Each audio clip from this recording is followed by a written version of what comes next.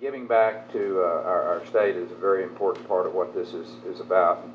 And you know, what we're doing here is creating a critical mass in the state.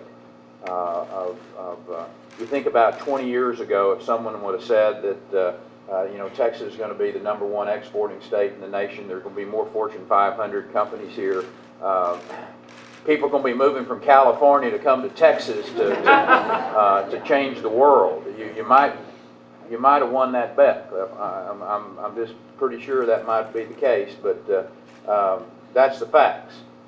And Dr. Prokop, I know that I shared this with you a little bit earlier, but we're really proud that we're here with you today, and that you chose the Lone Star State as the place to take this next giant step from the standpoint of regenerative medicine. And this $5 million investment is one that will go a long way towards making this facility that we are in today renowned around the world, and we will see a substantial impact on people's lives. And that's really, there are two prongs here, as you've both heard people talk about. It is about making people's lives better. It's finding the cures to diseases that impact all of us. You know, when I was here some months ago, and we were talking about the work that's going to be done on cancer, the cancer research and the initiative that was passed by the people of the state of Texas that we laid out last year, and the $3 billion that's going to be available over the next 10 years, and the lives that are going to be impacted. Not to mention the second prong of that effort, if you will, and that's the wealth and the job creation that spins off of this too. We're in a great competition. I mean, we compete with other states. And I shared with him that I promise you I will call Bobby Jindal and tell him we whooped him on this one. Then when another part of this happens and they move out of California from here, I will call Arnold and tell him I got another one of your companies that have moved here. And actually, that's a good competition. I want them to be creating the environment in their states with low taxes and with a regulatory climate and a legal system in place where there's not frivolous lawsuit running people out of their states. I want that competition out there. I want us to have to get better. And that's what this is really all about. This is part of a decade's worth of work, Guy, of which we have put these pieces of this puzzle in place.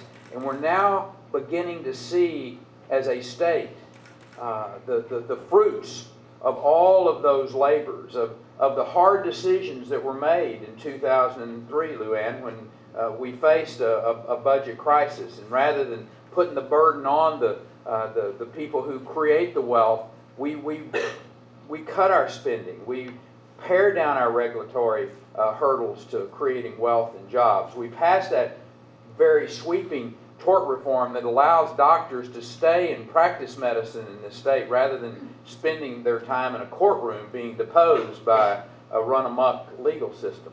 All of those together are creating this amazing climate where people are coming from around the world. I will suggest to people today that although the world is going through some tumultuous times from the standpoint of the economic crisis that's facing states. And Texas is really blessed because of decisions that we made in this state over the last 6 years in particular. We are one of 6 states that are still in the black, and we will continue to stay that way, I can assure you, and make good decisions.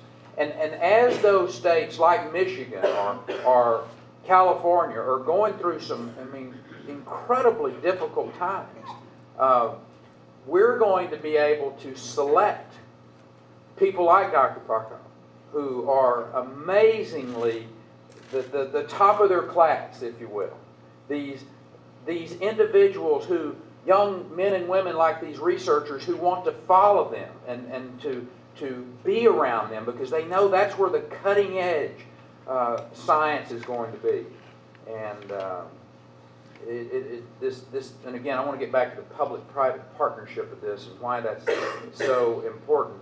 And our state's emerging as the place to be in the world on biotech research. And it's going to rev up the economic engine of Central Texas. Y'all are all going to be full down there at the Stagecoach Inn at Salado all the time. And it's going to put Texas right on the forefront of adult stem cell based therapies. And that's a very important message that's going out across the world. This agreement gets Texas in on the ground floor of in one of the areas of stem cell research that is actually proven to expedite cures by replenishing or regenerating those adult stem cells. And on a personal note, I'm very pleased that this undertaking will not only bring healing to those that are suffering, but it'll also establish an appropriate firewall in protecting the unborn from exploitation that we see on the embryonic stem cell side. So anyway, Doc, welcome to Texas, and you know, you've been in Louisiana long enough that you know, you may put in a little Cajun food restaurant. Get a little expansion on that side too. So anyway, it's as the doctor knows, there are just countless good ideas that come from academic research. But until it gets to the marketplace, if you will, until it really impacts people's lives, it's just that. It's on a shelf somewhere. And that's what we're really seeing here. It's that we're going to be converting those ideas into cures. We're going to be converting that product into jobs and wealth. That's exactly why we created the Emerging Technology Fund, guys. When we were sitting there 4 years ago talking about what's the next step, what is the tool that we need to be able to really compete out there in the world, and the concept of this Emerging Technology Fund went from, we kind of did what we duplicated what we were talking about doing. It went from an idea to a reality to creating jobs. And that's exactly what the Emerging Technology Fund, how it was formulated, and now we're seeing it become a reality. So, and it's not your typical government program, particularly not Washington government program. It's not a giveaway, it's not a mandate, it's not a bailout. It is accountability, it is incentives, it is investments that are going to lead to innovation. And this announcement today is one, the latest in a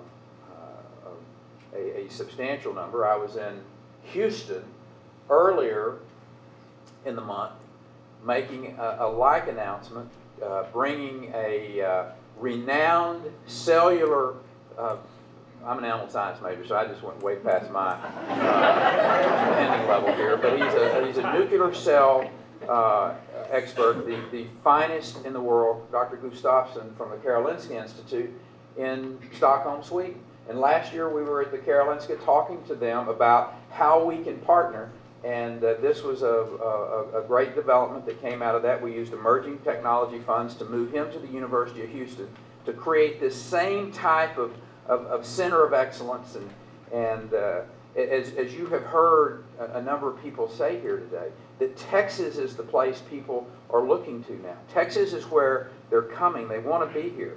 And as we continue to keep Texas a place that is healthy, not just for the environment for biotechnology, but healthy for places where people want to move their family. A place where they know that there's going to be able to keep more of their money, that a regulatory climate that is balanced, that protects the things that need to be protected, but frees them from the barriers that all too often government can be.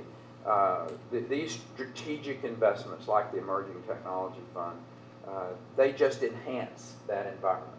And I certainly hope that you will share with your legislators. I know Senator Frazier represents this part of the state, and he's a dear friend and a great friend, and he understands the wisdom of this.